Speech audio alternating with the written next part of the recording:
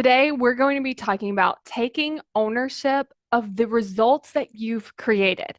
So, a lot of times when we achieve something, our brain really wants to just delegate that ownership to something else.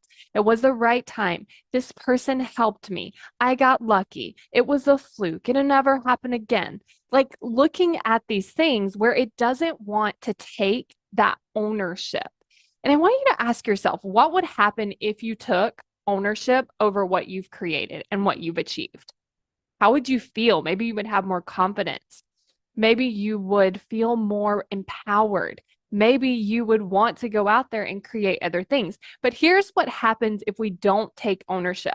One, we become dependent. We become dependent on the right time. We become dependent on the person that helped us.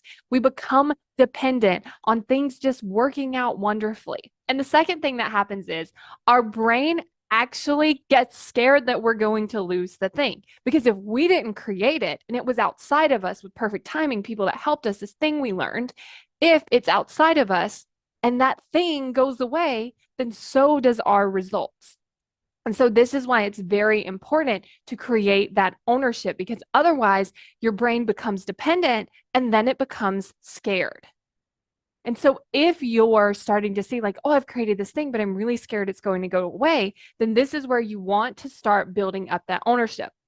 What I like to do is just ask myself, how did I create this without attaching it to something else? So let's say that you had a coach that helped you and you're giving all the credit to them. And that's why you were able to succeed. And that's why you were able to achieve the thing. I want you to ask yourself, how did I create this without mentioning that coach?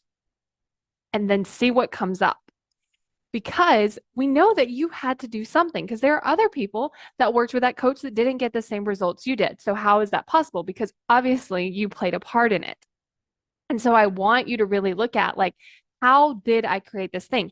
Maybe your brain isn't really attaching it to something else, but it is still not taking ownership. So just simply asking yourself, how did I create this result? List out every single thing that you can come up with, even if it's like, I don't know this for sure, but possibly this is what helped me create it. Write that down too, because then you can start to see, oh, I wanted a result.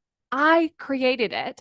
And then that self-concept of you being a person that creates results will help you move into the next thing that you want to do. It will help you move into the next result that you want to create. And it will help create more of that safety where it's like, okay, if something doesn't go the way that I thought it would, if something didn't create results that I wanted, or something showed up and now I think that it's harder for me to create the result, I know that I'm the one that created the result. So I know that I can go out there and figure it out again. And then that can kind of create more of that safety because we're not dependent on all these things going right outside of us. When you understand how your brain works, it makes it so much easier to work with your brain. I want you to think about how you're currently taking action. If you don't understand how your brain works, it's like you're swimming up the current. It's so much harder. Whereas if you just turned around, then you could actually swim so much easier because you would be working with your brain. If this is something you want to learn about, go to successbykayla.com to sign up and get instant access to my Why You Aren't Taking Action video.